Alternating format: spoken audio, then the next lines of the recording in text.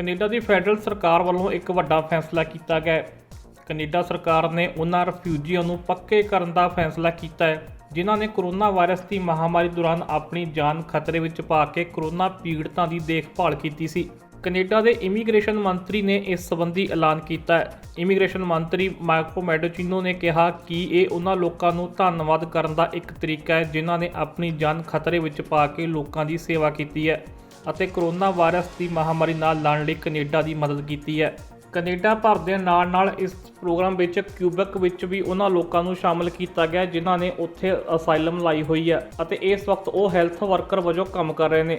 ਇੱਕ ਅੰਦਾਜ਼ੇ ਮੁਤਾਬਕ ਕੈਨੇਡਾ ਸਰਕਾਰ ਦੇ ਇਸ ਫੈਸਲੇ ਨਾਲ ਲਗਭਗ 1000 ਤੋਂ ਵੱਧ ਲੋਕਾਂ ਨੂੰ ਫਾਇਦਾ ਹੋਵੇਗਾ। ਇਸ ਪ੍ਰੋਗਰਾਮ ਵਿੱਚ ਉਹਨਾਂ ਲੋਕਾਂ ਨੂੰ ਸ਼ਾਮਲ ਕੀਤਾ ਗਿਆ ਜਿਹੜੇ ਹਸਪਤਾਲਾਂ ਵਿੱਚ ਜਾਂ ਕੇਅਰ ਹੋਮਸ ਵਿੱਚ ਕੰਮ ਕਰਦੇ ਸੀ ਜਿੱਥੇ ਸਭ ਤੋਂ ਵੱਧ ਕੋਰੋਨਾ ਵਾਇਰਸ ਦਾ ਖਤਰਾ ਸੀ ਅਤੇ ਕੋਰੋਨਾ ਵਾਇਰਸ ਦੇ ਪੀੜਤ ਵੀ ਪਾਏ ਗਏ। ਲੋਕਾਂ ਵੱਲੋਂ ਕਿਊਬੈਕ ਵਿੱਚ ਉਹਨਾਂ ਨੂੰ ਗਾਰਡੀਅਨ ਐਂਜਲਸ ਦਾ ਨਾਮ ਵੀ ਦਿੱਤਾ ਗਿਆ ਸੀ। ਇਸ ਸੰਬੰਧੀ ਕੈਨੇਡਾ ਸਰਕਾਰ ਵੱਲੋਂ ਕੁਝ ਸ਼ਰਤਾਂ ਵੀ ਰੱਖੀਆਂ ਗਈਆਂ ਨੇ। ਇਸ ਪ੍ਰੋਗਰਾਮ ਦਾ ਫਾਇਦਾ ਉਹਨਾਂ ਰਿਫਿਊਜੀਆਂ ਨੂੰ ਹੀ ਹੋਵੇਗਾ ਜਿਨ੍ਹਾਂ ਕੋਲ ਇਸ ਵਕਤ ਵਰਕ ਪਰਮਿਟ ਹੈ ਅਤੇ ਉਹਨਾਂ ਨੇ 13 ਮਾਰਚ ਤੋਂ ਪਹਿਲਾਂ ਅਸਾਈਲਮ ਲਈ ਅਪਲਾਈ ਕੀਤਾ ਸੀ। ਇਸ ਦੇ ਨਾਲ ਹੀ ਉਹਨਾਂ ਕੋਲ ਹੈਲਥ ਕੇਅਰ ਇੰਸਟੀਟਿਊਸ਼ਨ ਵਿੱਚ 120 ਘੰਟੇ ਕੰਮ ਕਰਨ ਦਾ ਤਜਰਬਾ ਵੀ ਹੋਣਾ ਚਾਹੀਦਾ ਹੈ। ਇਹ ਤਜਰਬਾ 13 ਮਾਰਚ ਤੋਂ ਲੈ ਕੇ 14 ਅਗਸਤ ਦੇ ਵਿੱਚ ਹੋਣਾ ਚਾਹੀਦਾ ਹੈ। ਇਸ ਦੇ ਨਾਲ ਹੀ ਇਹਨਾਂ ਕੋਲ ਹੈਲਥ ਕੇਅਰ ਜਾਂ ਫਿਰ ਮਰੀਜ਼ਾਂ ਦੀ ਦੇਖਭਾਲ ਕਰਨ ਦਾ 6 ਮਹੀਨੇ ਦਾ ਤਜਰਬਾ ਵੀ ਹੋਣਾ ਚਾਹੀਦਾ ਹੈ ਜੋ ਕਿ 31 ਅਗਸਤ ਤੋਂ ਪਹਿਲਾਂ ਦਾ ਗਿਣਿਆ ਜਾਵੇਗਾ।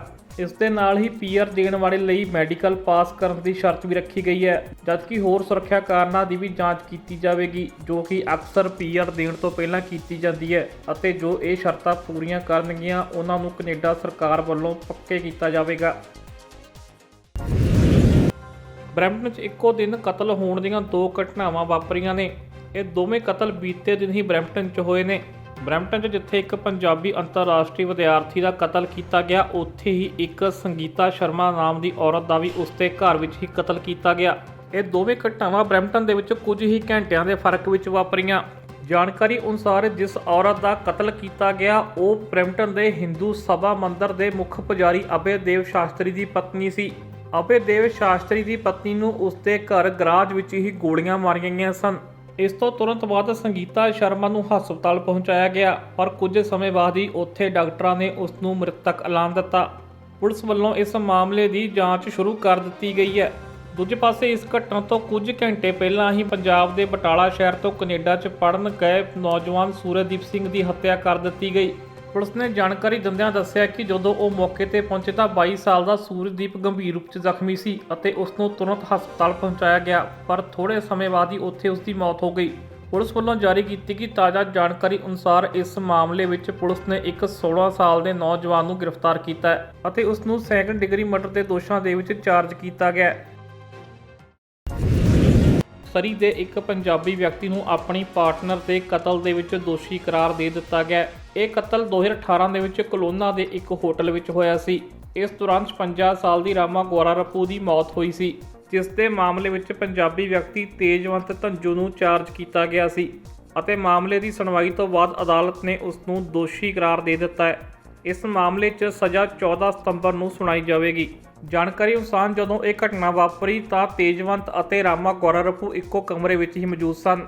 ਜਦੋਂ ਆਸ-ਪਾਸ ਦੇ ਕਮਰਿਆਂ ਵਾਲਿਆਂ ਨੇ ਰੌਲਾ ਰੱਪਾ ਪੈਣ ਦੀ ਸ਼ਿਕਾਇਤ ਕੀਤੀ ਤਾਂ ਹੋਟਲ ਸਟਾਫ ਨੇ ਇਸ ਕਮਰੇ ਵਿੱਚ ਆ ਕੇ ਦੇਖਿਆ ਕਿ ਗੋਰਾਰਪੂ ਜ਼ਖਮੀ ਹਾਲਤ ਵਿੱਚ ਕਮਰੇ ਵਿੱਚ ਡਿੱਗੀ ਪਈ ਸੀ ਜਦਕਿ ਤੇਜਵੰਤ ਦੇ ਕੱਪੜਿਆਂ ਤੇ ਵੀ ਖੂਨ ਲੱਗਾ ਹੋਇਆ ਸੀ ਜਿਸ ਤੋਂ ਬਾਅਦ ਮੌਕੇ ਤੇ ਪੁਲਿਸ ਨੂੰ ਬੁਲਾਇਆ ਗਿਆ।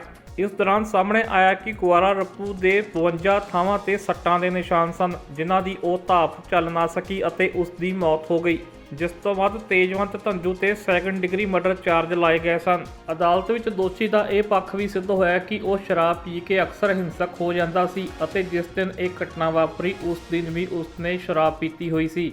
ਇਸੇ ਦੌਰਾਨ ਉਸਨੇ ਗੋਰਾਰਪੂ ਤੇ ਹਮਲਾ ਕਰ ਦਿੱਤਾ ਅਤੇ ਉਸ ਤੇ ਕਾਫੀ ਸੱਟਾਂ ਲੱਗੀਆਂ। ਜਾਂਚ ਸਾਹਮਣੇ ਆਇਆ ਕਿ ਗੋਰਾਰਪੂ ਦੀ ਗਰਦਨ ਤੇ ਇੱਕ 20 ਸੈਂਟੀਮੀਟਰ ਲੰਬਾ ਕੱਟ ਲੱਗਾ ਸੀ ਜਿਸ ਕਾਰਨ ਉਸ ਦੀ ਮੌਤ ਹੋਈ ਮੰਨੀ ਜਾਂਦੀ ਹੈ। ਫਿਲਹਾਲ ਅਦਾਲਤ ਨੇ ਤੇਜਵੰਤ ਨੂੰ ਦੋਸ਼ੀ ਕਰਾਰ ਦੇ ਦਿੱਤਾ ਹੈ ਅਤੇ 14 ਸਤੰਬਰ ਨੂੰ ਉਸ ਨੂੰ ਇਸ ਕਤਲ ਮਾਮਲੇ ਵਿੱਚ ਸਜ਼ਾ ਸੁਣਾਈ ਜਾਵੇਗੀ।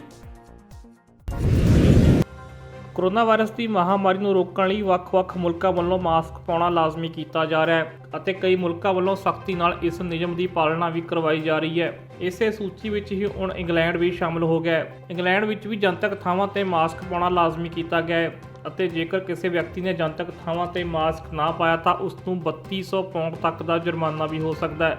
ਇੰਗਲੈਂਡ ਸਰਕਾਰ ਵੱਲੋਂ ਜਨਤਕ ਟਰਾਂਸਪੋਰਟ ਅਤੇ ਦੁਕਾਨਾਂ ਵਰਗੀਆਂ ਥਾਵਾਂ ਤੇ ਮਾਸਕ ਪਾਉਣਾ ਲਾਜ਼ਮੀ ਕੀਤਾ ਗਿਆ ਹੈ ਅਤੇ ਜੇਕਰ ਕਿਸੇ ਨੇ ਮਾਸਕ ਨਾ ਪਾਇਆ ਤਾਂ ਉਸ ਨੂੰ 3200 ਪਾਉਂਡ ਦਾ ਜੁਰਮਾਨਾ ਹੋਵੇਗਾ ਅਤੇ ਜੇਕਰ ਇਸ ਨਿਯਮ ਦੀ ਵਾਰ-ਵਾਰ ਉਲੰਘਣਾ ਕੀਤੀ ਗਈ ਤਾਂ ਹਰ ਵਾਰ ਜੁਰਮਾਨੇ ਦੀ ਰਾਸ਼ੀ ਵਧਾ ਦਿੱਤੀ ਜਾਵੇਗੀ। ਜੇਕਰ ਕਿਸੇ ਵਿਅਕਤੀ ਨੂੰ 3200 ਪਾਉਂਡ ਜੁਰਮਾਨਾ ਵੀ ਹੁੰਦਾ ਤਾਂ ਇਸ ਦੀ ਭਾਰਤੀ ਕਰੰਸੀ ਵਿੱਚ 3 ਲੱਖ ਤੋਂ ਉੱਪਰ ਦੀ ਰਕਮ ਬਣਦੀ ਹੈ।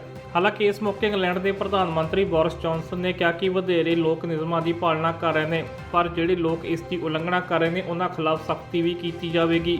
ਪ੍ਰਧਾਨ ਮੰਤਰੀ ਨੇ ਕਿਹਾ ਕਿ ਜੇਕਰ ਲੋਕ ਚਾਹੁੰਦੇ ਨੇ ਕਿ ਇਕੋਨਮੀ ਖੁੱਲ੍ਹੀ ਰਹੇ ਅਤੇ ਕੰਮਕਾਰ ਚੱਲਦੇ ਰਹਿਣ ਤਾਂ ਇਹਨਾਂ ਨਿਯਮਾਂ ਦੀ ਪਾਲਣਾ ਲੋਕਾਂ ਨੂੰ ਖੁਦ ਬ ਖੁਦ ਕਰਨੀ ਚਾਹੀਦੀ ਹੈ। ਇਸ ਦੇ ਨਾਲ ਹੀ ਇੰਗਲੈਂਡ ਸਰਕਾਰ ਨੇ ਫਰਾਂਸ ਅਤੇ ਨੀਦਰਲੈਂਡ ਤੋਂ ਆਉਣ ਵਾਲੇ ਲੋਕਾਂ ਲਈ 14 ਦਿਨ ਦਾ ਕੁਆਰੰਟਾਈਨ ਇੱਕ ਵਾਰੀ ਫਿਰ ਲਾਜ਼ਮੀ ਕਰ ਦਿੱਤਾ ਹੈ। ਇੱਥੇ ਜ਼ਿਕਰਯੋਗ ਹੈ ਕਿ ਇੰਗਲੈਂਡ ਵਿੱਚ ਹੁਣ ਤੱਕ 3 ਲੱਖ ਤੇ 16,000 ਤੋਂ ਵੱਧ ਕਰੋਨਾ ਵਾਇਰਸ ਦੇ ਮਾਮਲੇ ਸਾਹਮਣੇ ਆ ਚੁੱਕੇ ਨੇ ਅਤੇ ਇੰਗਲੈਂਡ ਵਿੱਚ ਕਰੋਨਾ ਵਾਇਰਸ ਕਾਰਨ 41,000 ਤੋਂ ਵੱਧ ਲੋਕਾਂ ਦੀ ਮੌਤ ਹੋ ਚੁੱਕੀ ਹੈ।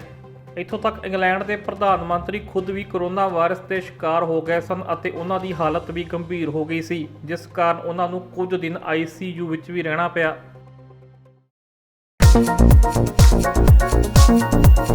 ਸਤਿ ਸ਼੍ਰੀ ਅਕਾਲ ਜੀ, ਮੈਂ ਨਿਰਮਲ ਮਾਨ ਊੜਾ ਟੈਕਸ ਸੈਟਲਮੈਂਟ ਤੋਂ। ਇਹ ਤੁਸੀਂ ਵੀਡੀਓ ਦੇਖ ਰਹੇ ਸੀ TV ਪੰਜਾਬ ਦੇ ਉੱਤੇ। ਇਹੋ ਜਿਹੇ ਹੋਰ ਜਾਣਕਾਰੀ ਭਰਪੂਰ ਵੀਡੀਓ ਦੇਖਣ ਵਾਸਤੇ TV ਪੰਜਾਬ ਦੇ ਚੈਨਲ ਨੂੰ ਸਬਸਕ੍ਰਾਈਬ ਕਰੋ ਤੇ ਨਾਲ ਹੇਠ ਦਿੱਤੇ ਹੋਏ ਬੈਲ ਆਈਕਨ ਦੇ ਬਟਨ ਦਬਾਓ। ਸਤਿ ਸ਼੍ਰੀ ਅਕਾਲ।